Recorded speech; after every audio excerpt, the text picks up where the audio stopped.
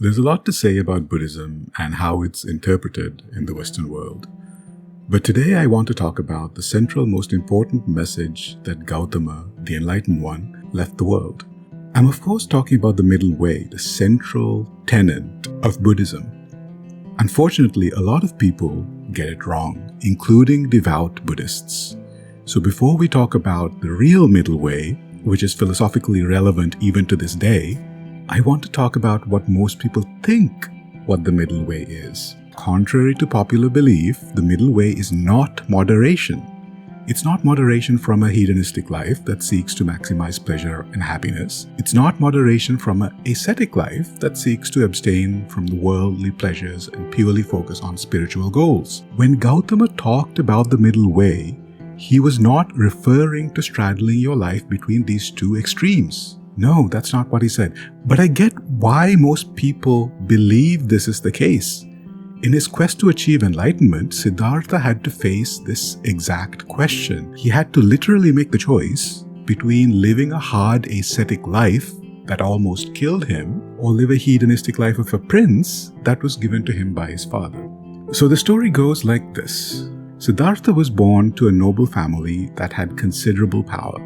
The prophecies foretold that he would either be a fierce warrior and go on to conquer the world, or become a sage that brought wisdom and peace to humankind. His father, of course, didn't want his son to be a sage. He wanted him to be a king, so he made sure that Siddhartha only experienced the good life.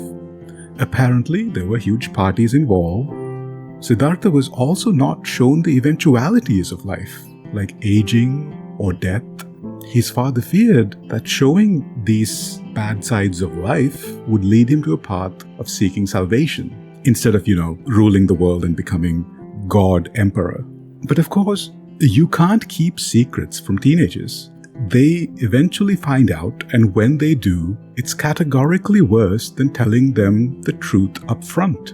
So when Siddhartha eventually saw dying and aging people, he rightfully felt betrayed. He realized the things that he took for granted were simply false. So he put everything on pause, including his wife and newborn, and went on an ascetic journey to find the truth for himself. That's the beauty of prophecies, isn't it? Whether they originate from ancient Greece or ancient India, they all become self-fulfilling, one way or the other. Alright, back to the story. Siddhartha's potential was undeniable.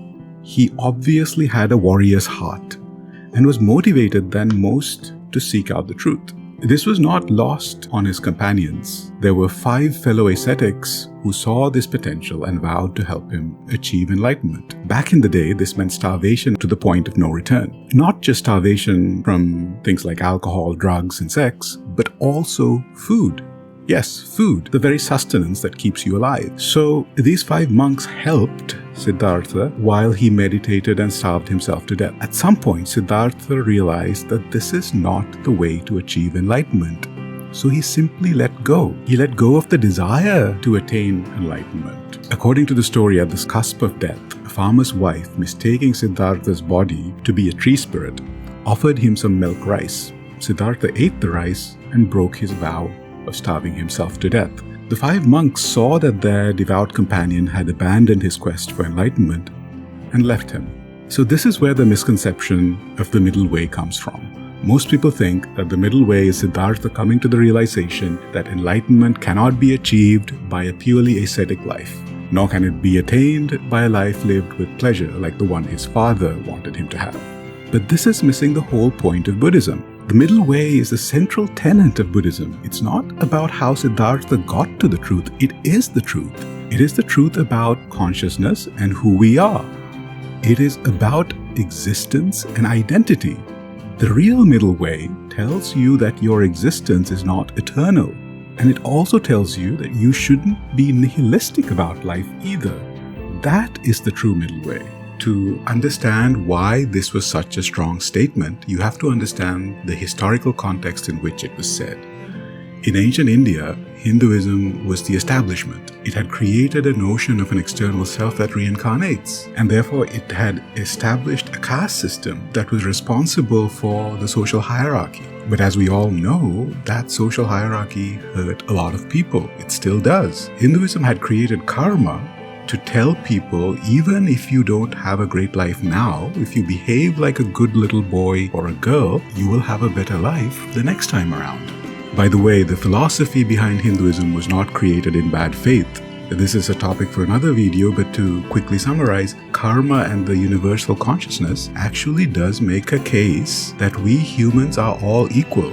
There is a certain sense of panpsychism that is way beyond its time. But unfortunately, as with most organized religions throughout history, Hinduism was repurposed to fit the narrative of the ruling class. So when Siddhartha Gautama declared that this was all a bunch of cow dung, it was kind of a big deal. People took notice. Gautama came from the ruling class. He was, after all, a prince and possibly a person of great power that stood to losing all that power by throwing stones at the very establishment that put him there. But speaking truth to power was not all what Gautama did.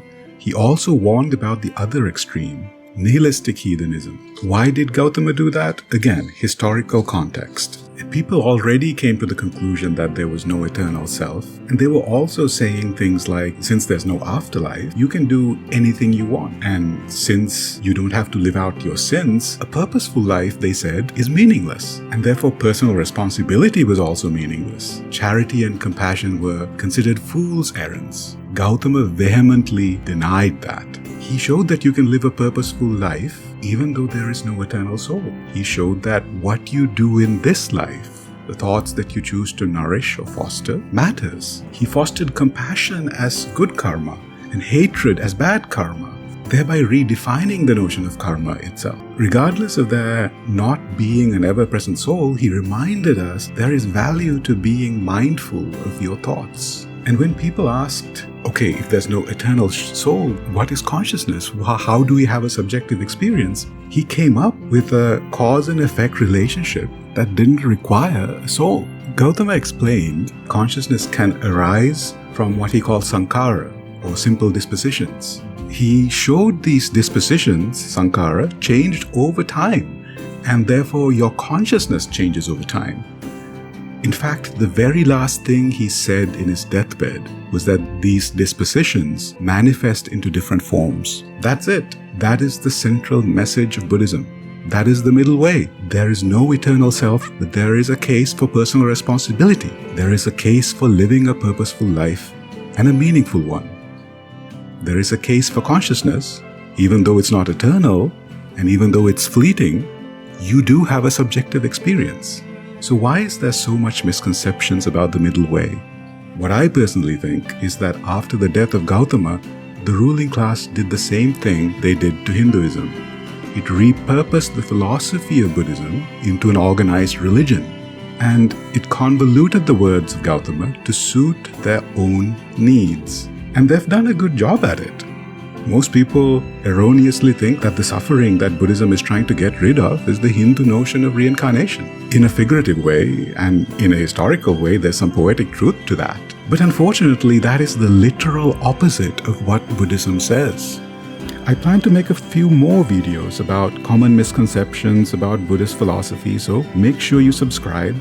In the meantime, if you want to read a science fiction book with some Buddhist undertones and sprinkled in a little bit of Greek mythology and modern science, be sure to check out my book, Transdimensional Tea. It's available on hardcover, paperback, Kindle, and Audible.